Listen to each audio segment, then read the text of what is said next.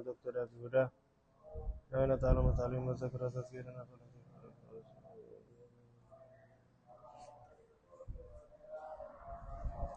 Bismillahirrahmanirrahim. Melanjutkan kajian kita masih seputar berpuasa. Ya, setelah kemarin alhamdulillah ya, kita sudah mengkaji yaitu syarat sah daripada berpuasa ya. Ini harus kita tahu supaya kita puasa nggak asal menahan lapar, menahan haus, menahan yang membatalkan ya. Tapi ternyata karena syaratnya ada yang tidak terpenuhi, kemudian tidak sah. Nah, kita habis tiwas lapar, tiwas haus, ya kan? Tapi ternyata jangankan diterima, sah aja enggak. Nah, diterima ini kan di atasnya sah, gitu. Jadi setelah sah, syaratnya, rukunnya terpenuhi, lah nanti mudah-mudahan diterima oleh Allah Subhanahu wa Ta'ala. Ya tentunya untuk diterima harus ada tambahan roket lagi. Ibarat kalau roket itu apa? Gasnya itu loh, yang mendorong untuk menjulang ke langit. Yaitu ikhlas ya, yaitu dijauhkan amalan puasa kita itu daripada riya, ujub. Nah, itu insyaallah akan diterima oleh Allah Ta'ala. Kemudian setelah syarat sahnya puasa akan ditutup beda apa ya beda. Gitu ramai.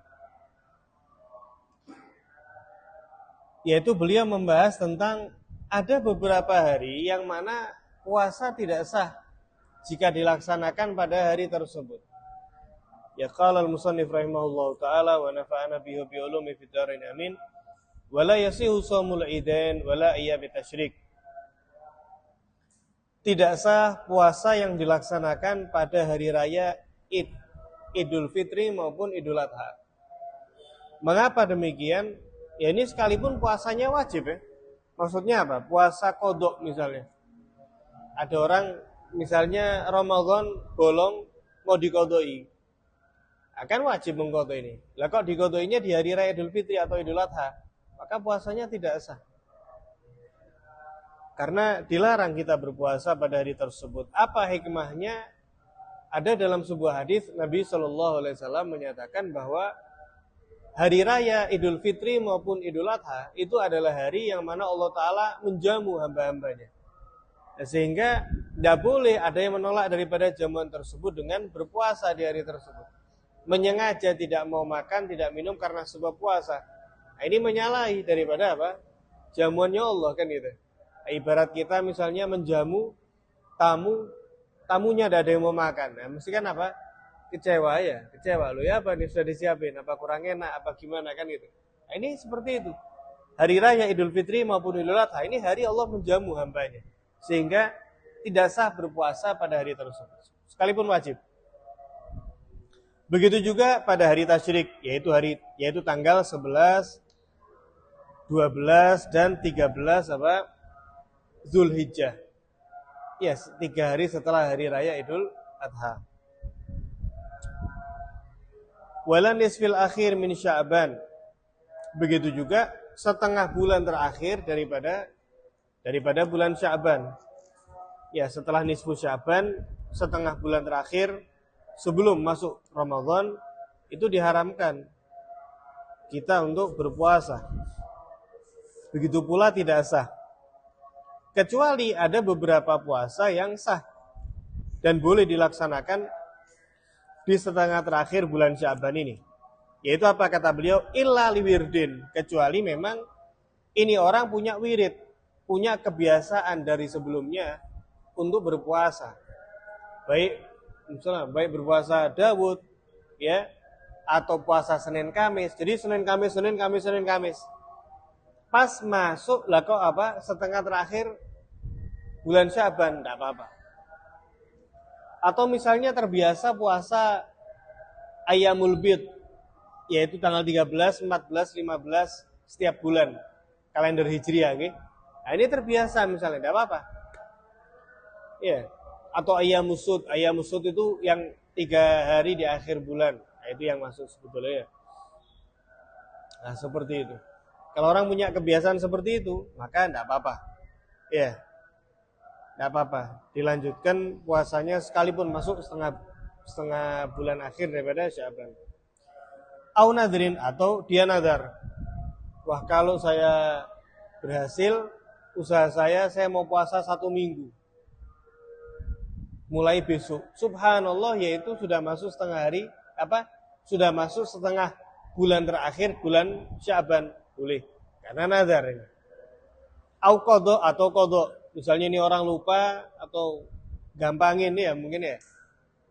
Mengqadha yang bolong-bolong puasa Ramadan kemarin, mungkin sakit, mungkin bepergian. Lupa dari qadha sampai mau masuk Ramadan. Loh, saya punya utang 3 misalnya, sakit waktu itu. Puasa Ramadan kemarin saya sakit misalnya. 3 hari, belum saya qadha. Ini nih sampai masuk Ramadan lagi, sudah dosanya besar, kemudian nanti wajib membayar apa? Fidyah nanti. Di samping mengqadai wajib membayar fidyah 1 perharinya itu. Wis mumpung sekarang belum Ramadan, mau diqadha. Nah, maka meskipun waktu itu sudah tanggal 16 Sya'ban atau ke atas 16 sampai 30, tetap diperbolehkan karena qadha ya. Au kafarah, atau puasanya dia karena sebab kafarah, maka boleh. Ya. Ada dia melakukan suatu perkara yang mewajibkan dia untuk berpuasa ya sebagai kafarah, kok masuk di setengah akhir bulan Sya'ban, boleh, enggak ada masalah. Tadi itu yang qadha, baik qadhanya itu qadha puasa wajib maupun puasa sunnah ya, diperbolehkan. Au waslima ba'da nisif bima qablahu, atau misalnya dia ini mengamalkan sebuah amalan, misalnya berpuasa selama 1 minggu. Pas dia mengamalkan itu misalnya hari pertama tanggal 13. Berarti 13, 14, 15. Lah, 4 harinya kan berarti apa? Masuk setengah terakhir, ya kan? Ini tidak apa-apa. Kenapa? Karena dia menyambung puasa tersebut dari sebelum masuknya setengah bulan terakhir di bulan Sya'ban. Itu beberapa hari yang kita justru diharamkan jika berpuasa pada hari-hari tersebut. Ini pentingnya kita ngaji ya. Jadi kita tahu bahwa ada loh hari itu yang diharamkan berpuasa. Ini haram dan tidak sah ya. Haram dan tidak sah. Ada tapi haram tapi sah. Itu yang kita sebutkan tadi itu. Puasa-puasa yang haram dikerjakan karena kita dilarang puasa di hari-hari tersebut plus tidak sah. Tapi ada juga gambaran puasa yang haram dikerjakan tapi sah. Ya, haram dalam artian berarti apa? Jangankan diterima oleh Allah. Jangan kita bahas apakah puasa ini diterima atau enggak. Ya, jelas sama sekali wong haram. Tapi sah. Yaitu apa? Yaitu puasanya seorang istri tanpa seizin suaminya. Ya, tanpa seizin daripada suaminya, atau puasanya seorang budak tanpa seizin daripada sayyid. Misalnya ya, lo ini istrinya puasa padahal suaminya tidak mengizinkan. Ini hukumnya haram, tapi hukumnya apa? Sah. Ada juga sebetulnya puasa itu yang hukumnya makruh, yaitu ketika orang puasa cuma hari Jumat tok misalnya, atau hari Sabtu aja, atau hari Minggu saja. Nah, ini makruh.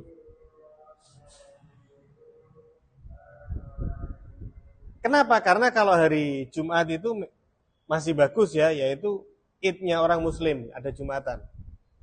Kalau Sabtu itu hari rayanya orang Yahudi, hari raya mingguan. Kalau Ahad, Minggu, itu hari rayanya orang Nasrani. Jadi kalau orang misal puasa setiap hari Minggu terus, Minggu puasa, ini makruh.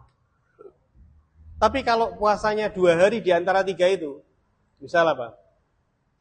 Jumat sama Sabtu, atau Sabtu sama Minggu, atau Jumat sama Minggu. Nah, ini tidak apa-apa. Hilang kemakruhannya. Atau 3-3-nya hilang kemakruhan. Nah, seperti itu. atau puasa setiap hari bagi orang yang mengkhawatirkan terjadinya keburukan, baik pada dirinya ya atau adanya hak yang tidak bisa dia penuhi jika puasa setiap hari itu. Misalnya ini puasa setiap hari bisa sakit orang ini, setahun puasa full, ya, makruh puasa. Bukan justru menghasilkan pahala dari Allah, justru hukumnya makruh. Atau misalnya apa? Kalau dia berpuasa ada hak yang sifatnya sunnah yang bisa terlalaikan gara-gara dia tadi itu. Nah, maka hukumnya makruh.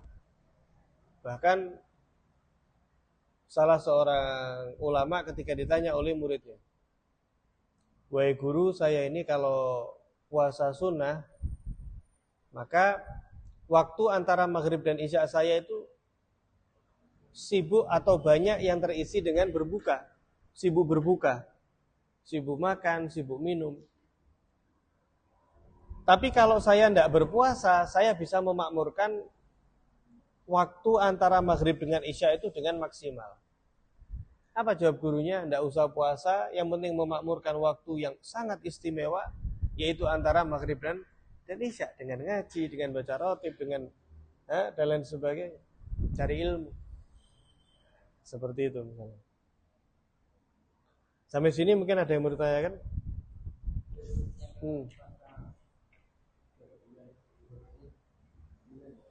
3 bulan?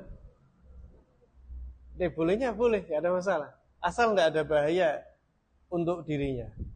Tapi misalnya dokter mengatakan tidak bisa ini puasa 2 bulan berturut-turut. Misalnya ada penyakit ini dan itu misalnya ya, maka tidak dianjurkan.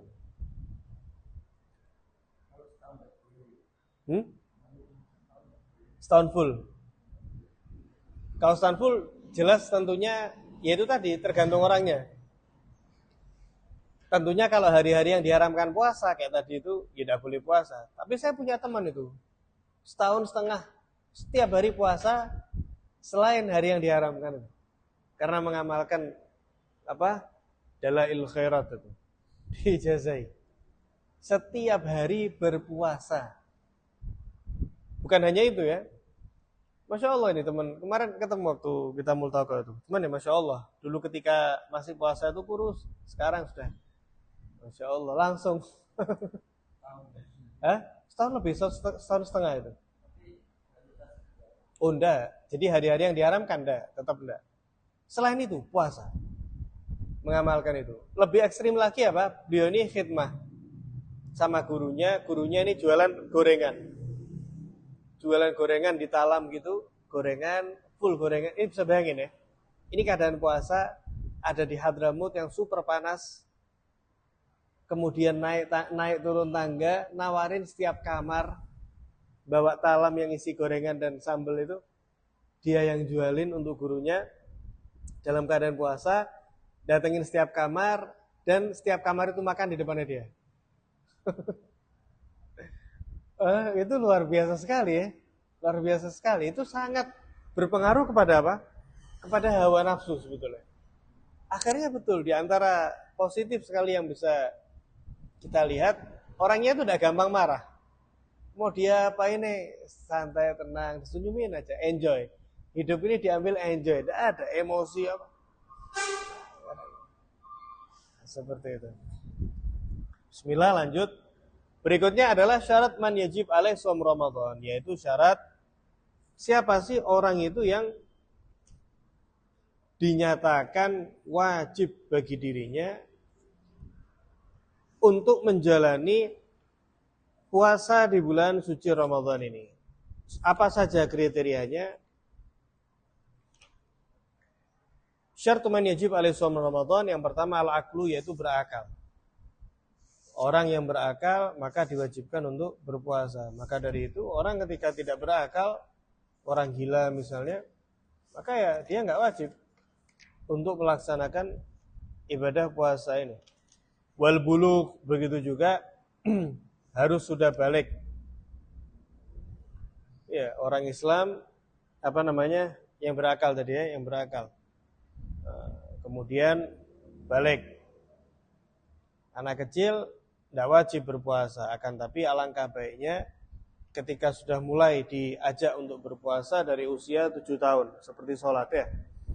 Kemudian ketika usia 10 tahun, kalau tidak puasa, mulai ada dipukul sedikit. Tentunya dengan pemukulan yang pemberian adab ya, bukan pemukulan yang melukai atau membuat memar. Enggak. Pukulan-pukulan itu yang pukulannya itu intinya untuk memberitahukan kepada anak bahwa orang tuanya tidak ridho kalau dia nggak puasa. Orang tuanya nggak ridho kalau dia tidak sholat. Nah, seperti itu. Supaya apa? Supaya ketika pada akhirnya ketika dia balik kelak, maka ini puasa bukan hal yang baru bagi dia. Nah, sekarang enggak. Ya, Masya Allah tarbiyah itu ya. Tarbiyah ini sangat ngefek sekali. Orang dulu itu luar biasa. Orang dulu itu kalau ada potongan rambut aja yang misalnya kurang tepat, wah itu marahnya luar biasa. Suruh balik lagi. Iya, misalnya datang setelah potong misalnya, apanya ini yang dipotong ya? Tidak ada perubahan misalnya. Dia berangkat ke tukang cukur sama pulang, hampir tidak ada perubahan. Disuruh balik lagi. Orang tua dulu kan demikian. Tapi sekarang enggak. Bahkan kadang anaknya pakai tato, anaknya pakai anting, seorang laki ya. Pakai kalung dan lain sebagainya. Lagi zaman edan ya. Tidak ada kontrol sama sekali. Apa yang terjadi ketika tidak ada kontrol sejak awal, sejak dini?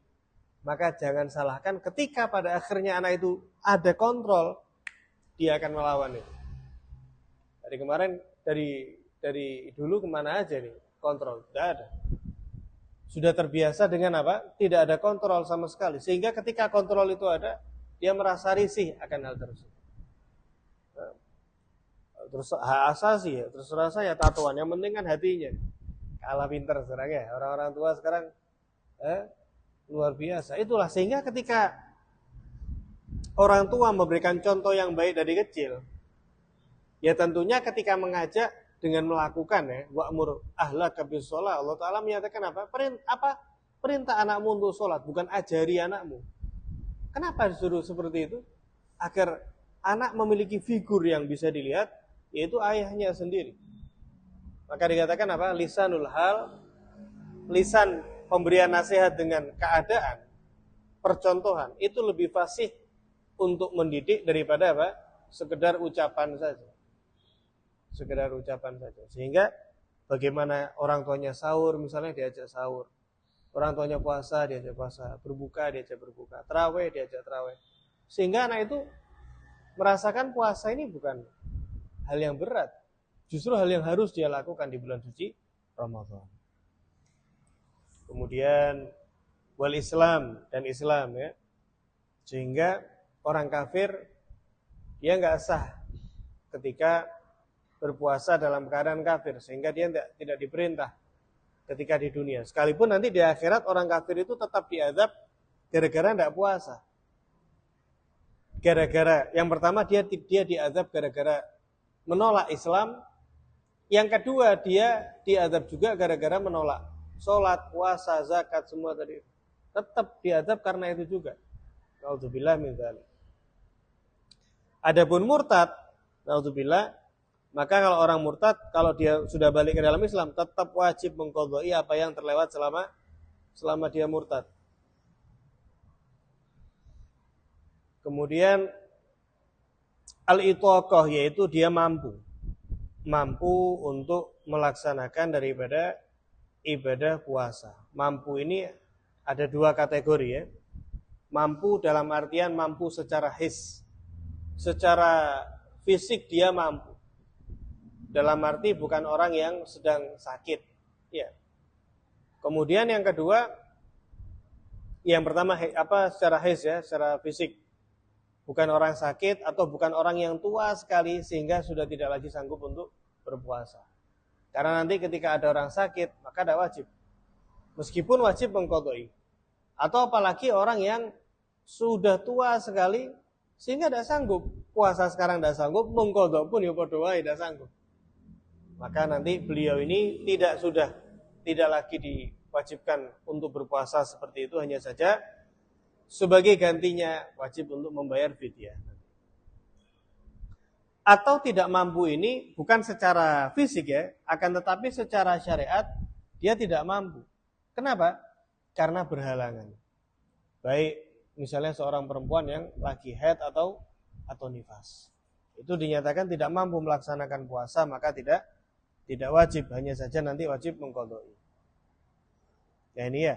Wa yu'maru bihi shabi li sab'in, sehingga anak kecil mulai diperintah, mulai diajak untuk melaksanakan berpuasa. Ini wajib ya. Hukumnya mengajak ini hukumnya wajib, sehingga kalau ada orang tua yang melalaikan ini berdosa orang tuanya. Karena yu'mar ini pemerintahnya hukumnya wajib. Kemudian wa yudrabu ala tarkih, dan ketika anak tersebut meninggalkan, maka dia dikenakan pukulan ketika usia 10 tahun ya. Jika dia meninggalkan padahal dia mampu. Ya diajari ya puasa puasa beduk gitu ya, setengah hari dulu. Ya biar seorang anak ini terlatih. Kemudian yang enggak kalah pentingnya itu hadirin, menanamkan di dalam hati anak betapa agungnya ibadah puasa itu. Itu yang kayaknya saat ini tuh sudah tipis sekali. Yaitu menanamkan ke dalam jiwa anak bahwa puasa ini hal yang agung sekali di sisi Allah Ta'ala, sehingga yang diwajibkan berpuasa ini bukan hanya kita umatnya Nabi Muhammad saja, tapi umat-umat terdahulu, kama kutiba alal ladzina min qablikum.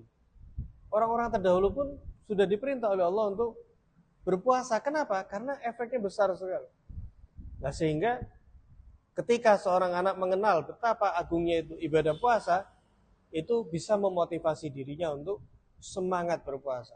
Saya lapar, saya haus karena Allah Subhanahu wa taala. Nah, seperti itu. Ya, mungkin kalau waktu masih kecil kasih motivasi ya. Puasanya full, nanti dapat apa gitu ya.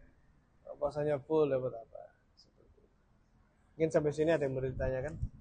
Soal orang-orang yang wajib berpuasa ini.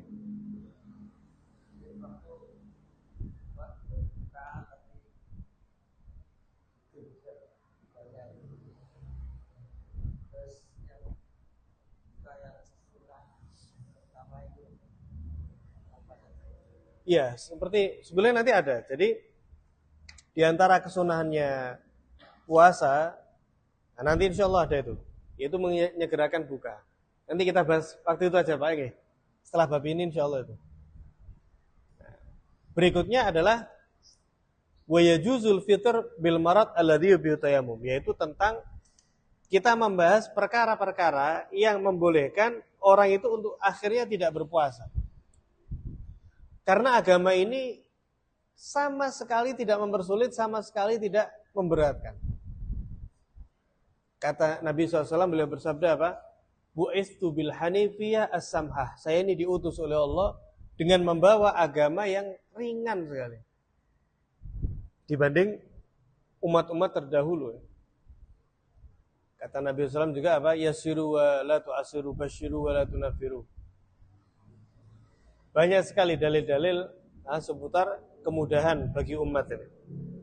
Sehingga ada di dalam syariat ini beberapa perkara yang menyebabkan orang itu gugur kewajibannya untuk berpuasa, tidak dipaksa untuk dirinya berpuasa. Di antaranya apa? Yang pertama yaitu sakit tersebut pada batasan membolehkan orang bertayamum karena sakit tersebut. Ya banyak sekali. Misalnya apa? Yaitu penyakit yang jika dia terus berpuasa, nggak minum obat sesuai anjuran dokter, yang pertama resiko yang paling berat bisa menyebabkan kematian misalnya. Ini gimana dok kalau puasa? Jangan. Ini kondisinya lemas. Ya. Jangan dipaksakan. Enggak, saya harus meninggal dunia misalnya. Ini bukan justru kebaikan ya. Ini justru apa? Mengenyampingkan keringanan yang diberikan oleh Allah, oleh Nabi SAW. Jangan. Atau misalnya, ini kalau puasa bisa dokter, bisa. Tapi masa pemulihannya jauh lebih lama. Nah, ini termasuk uzur yang memperbolehkan orang tayamum kan? Ya, misalnya ada orang ada luka. Ini kalau kena air bagaimana dokter? Boleh apa enggak? Ya, bisa saja, cuman penyembuhannya jauh lebih lama. Maka orang boleh tayamum. Nah, ini misalnya gitu juga. Kalau berpuasa gimana? Boleh, bisa. Tapi nanti kamu sembuhnya lebih lama. Yang harusnya bisa seminggu, ini kalau kamu sama puasa, bisa 2-3 minggu. Pemulihannya enggak cepat. Boleh dia untuk tidak berpuasa. Ya. Jadi sakit yang sekiranya parah. Loh, kamu tidak puasa? Iya, kenapa? Keringgingan misalnya ya. Waduh, keringgingan misalnya. Atau misalnya sedikit demam. Ya tidak boleh. Atau sedikit sakit kepala. Ya. Itu hal-hal yang masih ringan ya. Hal yang masih ringan. Walil khaif minal halak. Mengkhawatirkan misalnya, ya ini tadi. Ya, sampai menimbulkan kebinasaan. Baik, misalnya paling tingginya ya berarti apa? Sampai meninggal dunia. Atau misalnya naudzubillah min dzalik, dikasih obat sama dokter. Ini kalau puasa gimana? Misalnya naudzubillah tangannya luka lah. Ini kamu harus minum obat ini sehari misalnya 3 kali. Waktunya ini. Kalau misalnya puasa, tidak bisa. Tangan kamu nanti bisa telat penyembuhannya, bisa membusuk, bisa diamputasi. Ya, ini menyebabkan halak tadi ya, kebinasaan, bisa terpotongnya tangan. Atau manfaatnya, tangannya sih utuh, naudzubillah, tapi tidak berfungsi. Iya, naudzubillah, cacat lumpuh, ya lumpuh. Harus minum obat. Nih kamu puasa, kamu bisa lumpuh. Ambil keringanan dari Allah ini diambil ya. Allah Ta'ala ini meringankan. Sehingga jangan sampai kita tolak keringanannya. Boleh. Wali ghalabatil ju'. Kemudian untuk lapar yang sangat lapar ya. Ini lapar, semua lapar yang puasa ya. Mau batal saya, kenapa? Lapar lah. Ya semua orang ya lapar yang puasa. Ini enggak, lapar yang betul-betul sangat mengkhawatirkan. Wali ghalabatil atash. Atau misalnya sangat sekali. Ya ngelak ya, semua ngelak orang puasa ya. Ini ngelak sekali sampai sekiranya bisa menyebabkan dia sakit yang membolehkan tayamum tadi itu. Nah, seperti itu. Karena Allah Ta'ala sudah menyatakan, "Wa ma ja'ala 'alaikum fid-dini min haraj." Allah Ta'ala tidak sedikit pun menjadikan dalam agama kalian itu adanya kesulitan. Juga menyatakan, "Wala taqtulu anfusakum." Jangan kamu bunuh diri kalian sendiri, membahayakan diri kalian. "Wala tulqu bi'aidikum ila tahluka." Jangan kalian tuh menyengsarakan, melempar diri kalian kepada kebinasaan. Sehingga boleh bagi orang yang keberatan seperti tadi itu untuk membatalkan. Walil musafir, kemudian boleh juga yaitu untuk seorang yang musafir, seorang yang bepergian.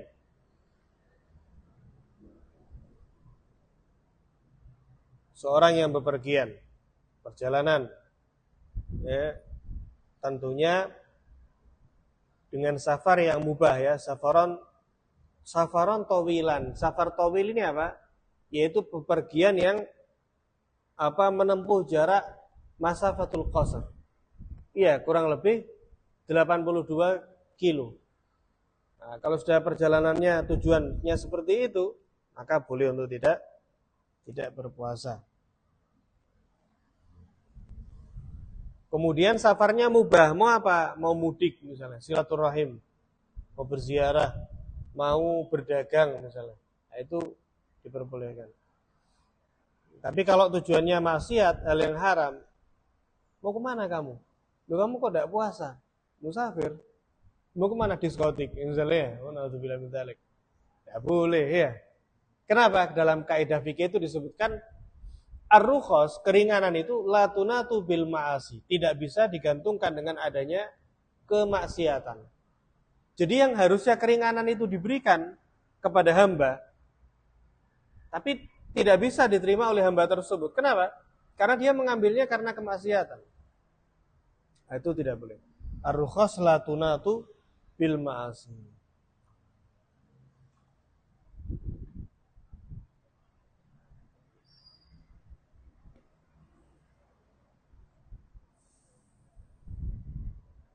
Illa, kecuali. Tentunya ini bepergiannya ada aturannya ya. Illa intora as-safar ba'dal fajar. Kecuali kalau bepergiannya ini setelah subuh. Jadi orang boleh tidak berpuasa dalam karena sebuah perjalanan itu dengan catatan perjalanannya dimulai daripada sebelum fajar pada malam hari. Ya.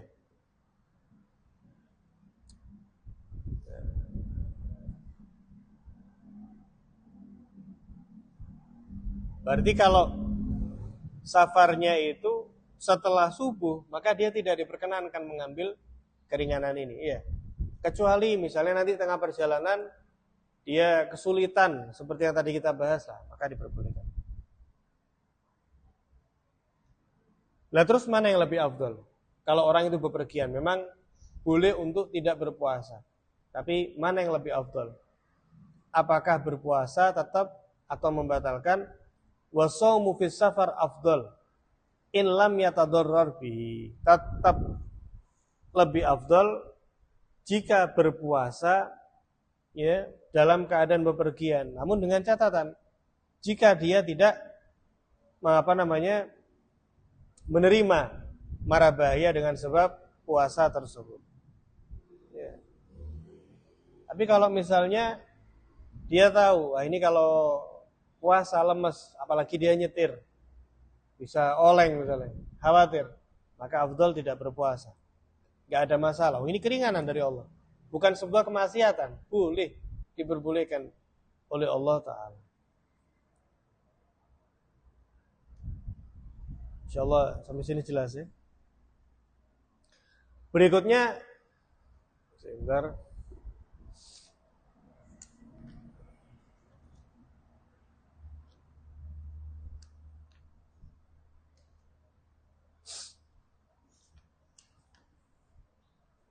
Berikutnya, wa idza balagha sabi. Nah, ini misalnya apa? Misalnya orang yang sebetulnya tidak diwajibkan berpuasa, namun keadaannya berubah sekarang menjadi orang yang wajib berpuasa. Yang pertama, ketika anak kecil tengah-tengah hari di bulan Ramadan balik. Misalnya apa? Dia tepat 15 tahun dengan hitungan Hijriah, tengah-tengah hari di bulan Ramadan. Au qadima al-musafir, atau orang yang bepergian telah sampai kepada tempat tinggalnya. Ya. Atau dia sampai kepada tempat tujuan yang dia sudah niat mukim lebih daripada 4 hari. 4 hari dihitung apa? Hari datang dan perginya. Atau orang yang dia pertama nggak puasa gara-gara sakit. Subhanallah, pertengahan hari sembuh, sehat afiat, segar sekali. Ya, apa ini berarti kan uzurnya kan sudah tidak ada ya. Anak kecil balik, tidak wajib jadi wajib. Musafir tidak wajib. Tengah-tengah hari Ramadan ternyata dia uzurnya hilang, dia tidak lagi statusnya sebagai musafir. Atau orang sakit tidak wajib, tengah-tengah hari sembuh, sehingga uzurnya hilang. Maka apa yang terjadi? Ya, wahum shaimun, dan mereka dalam keadaan berpuasa. Apa yang terjadi? Harumal fitru. Maka dia sekarang karena dalam keadaan puasa, malamnya sudah niat, diharamkan untuk membatalkan. Kenapa? Karena telah hilang sebab yang membolehkan dia untuk tidak puasa, kan gitu. Anak kecil memang subhanallah pas belajar puasa, Lah kok balik lu? Wajib ini terusin. Atau tadi tuh dia sebenarnya sakit, cuman dipaksa wis apa puasa daripada nanti saya kodok ditahan. Lah kok gara-gara puasa misalnya tambah seger, tambah sehat, harus melanjutkan. Musafir tak puasa aja wis. Lah kok sampai, maka harus apa? Melanjutkan. Wa illa, tapi kalau misalnya anak kecil ini memang pas posisinya tidak puasa, anak kecil memangnya belum wajib. Atau dia musafir kan, dan dia milih untuk tidak berpuasa. Atau sakit dan dia memilih untuk tidak berpuasa, kemudian apa? Tiba-tiba tengah-tengah hari kok sehat. Padahal dia tidak dalam keadaan berpuasa sebelumnya, ustuhibbal imsak. Maka dia disunnahkan mereka tadi itu untuk imsak, yaitu menahan daripada makan dan minum di sisa hari sampai maghrib tadi itu. Tapi tidak wajib. Hukumnya apa? Sunnah. Dan imsak ini kan tidak dihitung puasa. Soalnya apa? Emang dia tidak niat dan sebelumnya sudah makan dan minum. Hanya saja kali ini disunahkan untuk apa? Imsak, menahan seperti orang puasa sampai maghrib. Tapi tidak wajib. Begitu juga sama misalnya ada perempuan haid, tengah-tengah hari Ramadan haidnya berhenti, dia bersuci mandi. Nah, ini kan sudah nggak ada uzur kan? Dan dia tentunya pastinya sebelumnya tidak dalam keadaan berpuasa.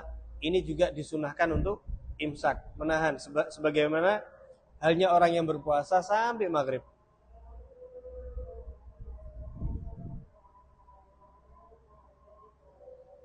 Kita dengarkan azan terlebih dahulu.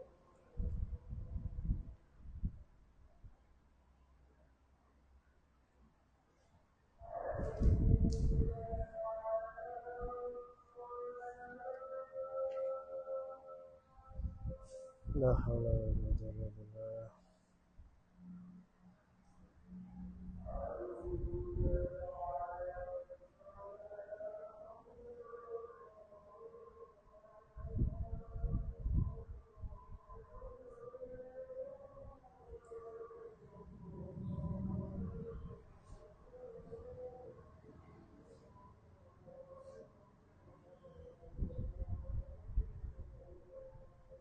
La haula.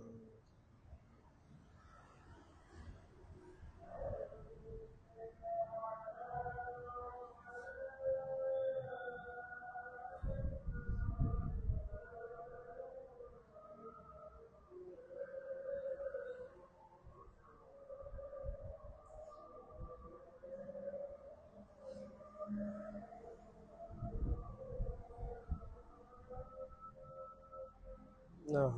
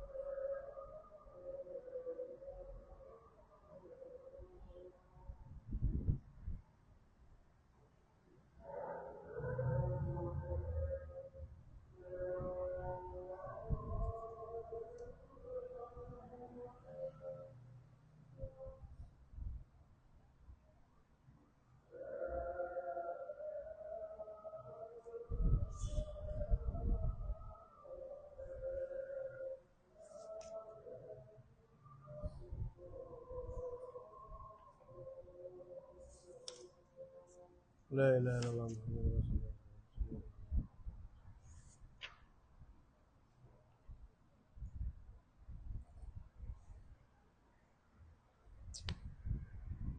Mungkin sampai sini dulu ya. Mungkin ada yang mau ditanyakan? Insyaallah pertemuan yang akan datang kita akan bahas seputar mengqadai puasa itu. Mengqadai puasa.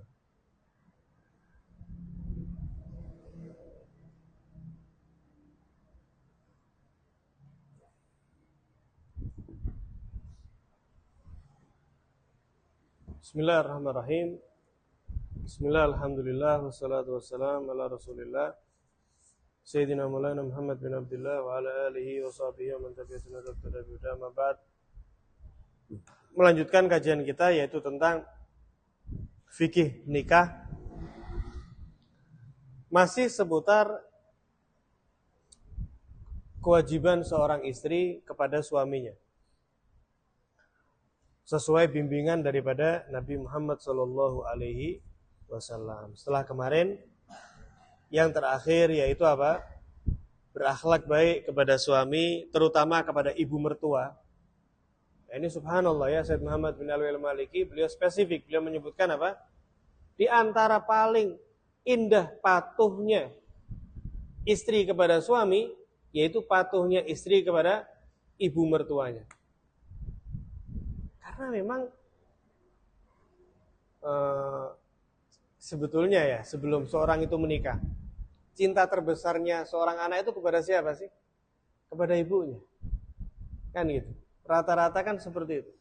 Seorang anak itu akan sangat cinta kepada siapa? Kepada ibunya. Seorang yang sudah luar biasa sekali. Sehingga secara naluri, ketika sosok yang kita cintai begitu dimuliakan, begitu dihormati, begitu dicintai selayaknya ibunya sendiri, maka otomatis seorang suami akan bertambah cinta kepada istrinya tadi. Semakin istrinya nggak usah memberi yang berlebihan lah kepada suami misalnya. Cukup dia tadi itu memuliakan ibu mertuanya, ibu suaminya ya, mengagungkan, menyayangi, mengasihi selayaknya ibunya. Pasti suami itu akan semakin cinta kepada diri. Semakin cinta kepada diri. Kemudian juga mensyukuri perjuangan daripada seorang suami. Nah, di antaranya juga kata beliau, wa minhu aidan ihsanuha tarbiyata auladihi bisabri wa tahammul. Yaitu mendidik anak-anak suaminya, ya anak-anaknya dia juga ya maksudnya, dalam penuh kesabaran dan menerima segala tantangan. Meskipun ini tidak gampang ya, tidak gampang. Apalagi yang baru punya anak pasti tahu betul bagaimana tantangannya ya. Setiap hari tadi itu. Ya urusan, apalagi kalau sudah masuk sekolah. Ya anaknya, setiap hari merayu anaknya untuk berangkat ke sekolah misalnya. Belum nanti memandikan, belum nanti kalau mau buang air kecil, buang air besar, nanti mau makannya gimana, ya maksudnya untuk merayu anak itu suka makan, ini yang dia suka, ini yang nggak suka, panjang ceritanya. Nah itu diantara kebaikan, ya seorang istri adalah dengan mentarbiyah, mendidik anak-anak dengan kesabaran. Tusmihum al-kalam at-thayyib, memperdengarkan kepada mereka kata-kata yang baik, kata-kata yang positif. Afirmasi positif ya bahasa sekarang. Diberikan pendekatan-pendekatan yang baik. Dijelaskan misalnya tentang sebab akibat. Jangan nak, jangan kayak gini. Misalnya Misalnya menghambur-hamburkan makanan misalnya. Jangan, misalnya ini rezeki dari Allah. Ya kasihan loh, di luar sana banyak orang yang sulit untuk makan dan seterusnya dan seterusnya. Pendidikan seperti itu. Apalagi anak laki. Kalau anak laki itu dari kecil ya disebutkan di parenting itu ya. Itu diajak bicara betul-betul dengan dilihat kedua matanya. Betul-betul diajak serius, dilihat kedua matanya, diajari lah, di situ akan masuk. Ya apalagi ketika yang berbicara itu sebetulnya seorang ibu. Tusmihum al-kalam at-thayyib. Kasih kata-kata yang positif, kata-kata yang membangun, kata-kata yang memberi semangat anak tadi itu. Wa tad'ulahum, dan yang enggak kalah pentingnya bagi seorang istri mendoakan kepada anak-anaknya. Wala tad'u alaihim, jangan didoakan jelek. Karena perempuan itu ya, maksudnya seperti apapun beliau, itu kalau doa kepada anaknya sendiri, itu mustajab. Itu mustajab. Jadi jangan sampai, iya, secapek apapun, jangan sampai terucap kata-kata yang jelek. Misalnya, yang mungkin saking pegelnya misalnya, oh kamu ini ya, misalnya naudzubillah ya, anak setan misalnya, jadi sungguhan deh. Jadi sungguhan deh ya. Tingkahnya segala macam. Oh kamu ini, misalnya mohon maaf ya, kamu ini bodoh misalnya. Oh kamu ini bodoh beneran itu. Bodoh beneran. Makanya orang-orang dulu itu kalau marah ya, kalau marah itu ucapannya doa yang baik. Misalnya apa? Misalnya orang dulu tuh ada anaknya yang tingkahnya itu luar biasa. Allah yahdik. Yes. Apa artinya? Semoga Allah berimu hidayah. Allah yahdik misalnya. Semoga Allah berimu hidayah. Akhirnya anak itu jangan gitu misalnya. Jangan gitu anak soleh, jangan gitu anak pintar. Akhirnya itu doa. Dan itu jangan dikira ada berpengaruh ya. Sangat berpengaruh. Baik itu menjadi afirmasi positif kepada anak yang akan masuk ke dalam alam bawah sadarnya, saya ini anak yang baik, saya ini anak yang soleh, saya ini anak yang pinter. Nggak patut bagi saya seperti itu. Itu akan tertanam di dalam apa? Dalam dirinya. Tapi oh kamu ini anak setan misalnya, kamu bodoh. Ya, itu yang terjadi.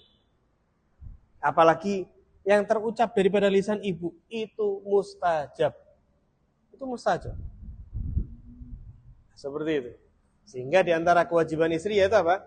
Tadi itu, mendengarkan, mendidik, memperdengarkan kepada mereka kata-kata yang baik, mendoakan yang baik, tidak mendoakan yang jelek. La ilaha illallah. Nabi SAW beliau bersabda, la tatu ala anfusikum. Jangan doa jelek kepada diri kalian sendiri. Rugi saya misalnya. Payah saya ini. Celaka misalnya ya. Ini jangan kata Nabi, jangan.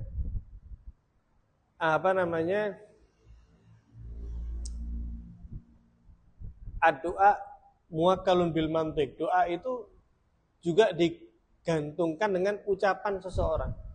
Semakin ucapannya positif, itu yang akan diberikan. Apakah Allah Ta'ala tidak menyatakan apa? Ana inda dhanni abdi bi.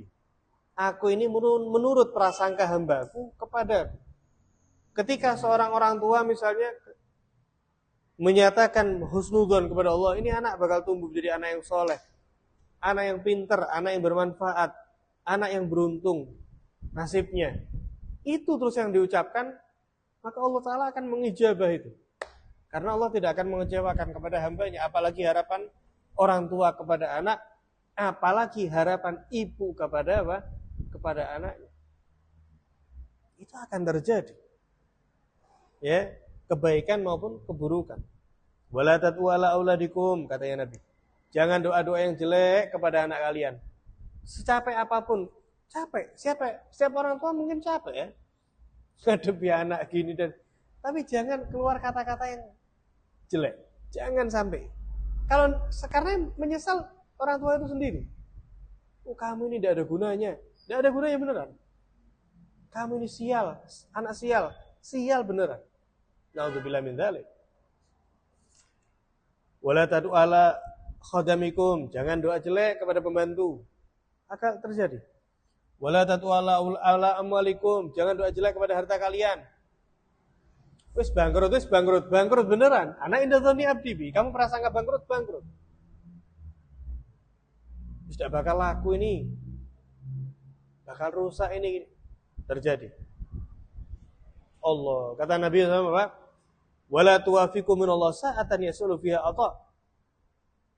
Ya, jangan sampai ketika kalian berucap, ucapan tersebut, lah kok subhanallah, di situ pas Allah Ta'ala mengijabah doa hambanya, fayastajib lakum. Sehingga dikabulkan ucapan kamu tadi itu termasuk ucapan yang jelek tadi itu. Pas kena na'udzubillah min dzalik. La ilaha illallah, luar biasa ya, kayak apa? Ya kayak mantra gitu loh. Ucapannya ibu itu dahsyat sekali, dahsyat sekali. Hati-hati ya. Orang dulu itu gitu, Allah yahdik, hidayat. Wah, anak soleh ini ya, anak pinter gitu. Wa alaiha, kewajiban juga bagi seorang istri an turabiyahum ala zuhud, yaitu mendidik anak itu menjadi anak yang zuhud. Zuhud ini maksudnya apa? Yaitu tetap memprioritaskan akhirat daripada dunia. Termasuk ketika pada akhirnya dia memiliki dunia, dengan sifat zuhudnya itu, dunia akan menjadi kendaraannya untuk meraih kemuliaan akhirat. Bukan justru sebaliknya. Dia menjual akhiratnya, dia menjual agamanya untuk dunia yang fana ini. Ini sangat penting sekali. Yang mendidik anak sedari kecil, menempatkan, mengenalkan kepada mereka apa itu dunia, apa itu apa? Akhirat. Sehingga dari kecil tuh dilatih untuk tidak medit. Sesimpel ya, sesimpel. Misalnya nopo, Jumatan dibawain uang, dia 2.000, 5.000, 10.000. Dibawakan uang sendiri, dimasukkan ke kantong. Ketika Jumatan suruh masukin sendiri. Nah itu akan muncul di dalam hatinya apa? Dunia tadi itu ya, untuk berbagi kepada yang membutuhkan. Karena paling besar dalil kezuhudan seseorang yaitu adalah kedermawanan. Ini kalamnya Habib Abdullah bin Alwi Al-Haddad. Dalil orang itu zuhud itu apa? Orang ini gampang ngasih, dermawan. Seperti itu. Ini berarti orang mengutamakan akhiratnya gitu ya. Kemudian juga mengajarkan kepada anak itu apa? Berpenampilan yang rapi, berpenampilan yang bersih. Kemudian mendidik mereka ya dengan ilmu-ilmu yang harus diketahui. Mengajari tentang keimanan, mengajari tentang bersuci, mengajari tentang akhlak-akhlak yang terpuji. Ya, bagaimana para nabi, para rasul. Ya kan banyak ya sekarang apa buku-buku tadi itu ya. Untuk menceritakan kepada anak, jangan upin ipin terus misalnya, Ultraman upin ipin ya itu PR setiap orang tua itu. Bagaimana kita juga menggiring kisah-kisah Nabi yang penuh hikmah itu juga menarik. Tuhabib ilaihimul khair, ini juga penting sekali, yaitu memberi atau memasukkan ke dalam hati mereka kesenangan berbuat kebaikan. Jadi berbuat kebaikan itu bukan beban, akan tetapi mereka senang untuk melakukan hal tersebut. Ini dari kecil. Orang itu kalau dari kecil wis medit, sampai mati medit ya. Iya loh, orang itu kalau tidak dilatih loh ya, medit. Ini saya. Tapi kalau anak kecil enggak ya. Anak kecil tuh subhanallah. Anak kecil tuh 1 sampai 5 tahun kalau nggak salah. Itu kalau mereka punya mainan mau dipinjam terus tidak mengizinkan, itu bukan pelit. Ada di ilmu parenting itu mereka masih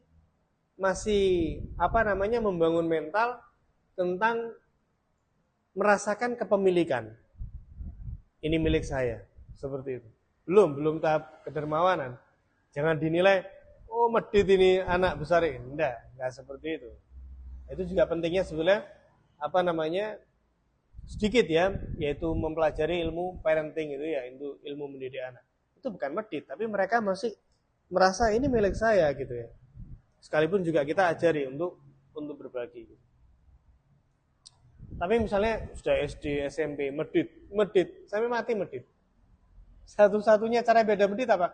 Harus dilawan, harus mau berbagi. Seperti itu. Wa tubaghidu ilaihim asyarr. Kemudian menanamkan di hati mereka, mengajarkan ke dalam hati mereka untuk membenci keburukan, membenci kebohongan, meremehkan, merendahkan orang lain, membenci segala hal yang jelek. membenci kemaksiatan. Itu harus ditanamkan dari kecil. Lah kadang enggak ya, kecil-kecil dijak rokokan misalnya. Kan ada itu yang usia TK atau SD kelas dijak rokokan. Ya apa ini? Ya. Allah wa takunu lahum zillan minar rahmah dzulila. Allah. Ya. Kemudian menjadi pelindung, menjadi naungan yang penuh kasih sayang untuk mereka. Jadi sebetulnya ya di antara tugas seorang istri maupun suami sebetulnya kalau dalam mendidik anak yaitu betul-betul tidak ada jarak antara kita sebagai orang tua dengan anaknya. Nantilah kayaknya kita perlu ada sesi tersendiri untuk itu. Fajazauha indallah idza fa'ala dzalik, maka pahala bagi seorang istri jika melaksanakan itu tadi, maka hasanun jamil, sangat indah sekali dan pahalanya sangat besar di sisi Allah Subhanahu wa taala. Allah taala berfirman apa? Wattaqu yawman turja'una fihi ilallah. Ya, hati-hatilah kalian untuk menghadapi hari yang kalian nanti akan kembali pada akhirnya kepada Allah. Summa tuwaffa kullu nafsin ma kasabat wa hum la yuzlamun. Kemudian akan diserahkan kepada masing-masing orang apa yang selama ini dikerjakan. Bahkan pendidikan orang tua kepada anaknya itu apa? Akan diberikan pahalanya oleh Allah. Apalagi sampai anak itu mengamalkan sampai meninggal dan anak itu mengajarkan kebaikan itu kepada anaknya terus. Amal jariyah ini namanya. Amal jariyah terus menerus. Shadaqallahul adzim jalla wa ala wa taqaddasa wa tabarak. Misalnya juga diajak gemar hadir majelis taklim, gemar hadir ke masjid misalnya. Itu penting sekali. Berapa banyak anak muda saat ini itu yang muslim tapi sungkan mau masuk masjid. Loh ya apa? Mau masuk masjid sungkan. Ada loh yang seperti itu. Bukan tidak ada. Mau masuk masjid sungkan. Kenapa? Karena dia dari kecil tidak dibawa sama orang tuanya menuju masjid. Dia tidak biasa ke masjid kecuali Jumatan, kecuali sholat Id mungkin. Selain itu tidak ada. Itu siapa yang tanggung jawab? Orang tuanya. Ya, mungkin itu dulu. Mungkin ada yang bertanyakan. Ada lagi insya Allah kita akan bahas pertemuan akan datanya. Mungkin ada yang bertanyakan, monggo.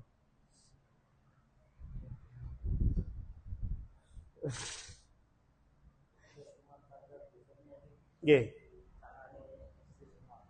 Tangan, ya.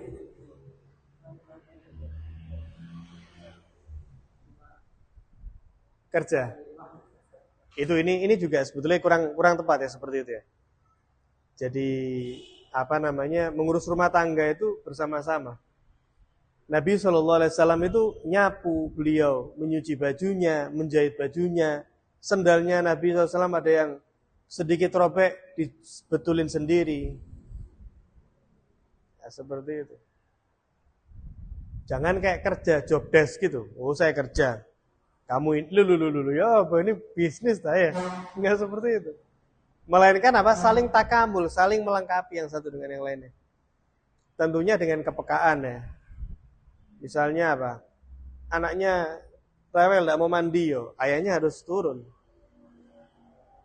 Gini. Ada beberapa keadaan yang seorang ayah harus ikut serta ada di situ. Sehingga anak ini tidak ada gap dengan ayahnya. Selama ini yang dekat sama saya ibu. Saya tidur ibu, saya mandi ibu, saya makan ibu. Ayah mana ya semua. Sehingga anak ini akan terbuka hanya kepada ibunya saja. Jadi seperti itu. Wallahu alam bissawab. Moga yang mau wudu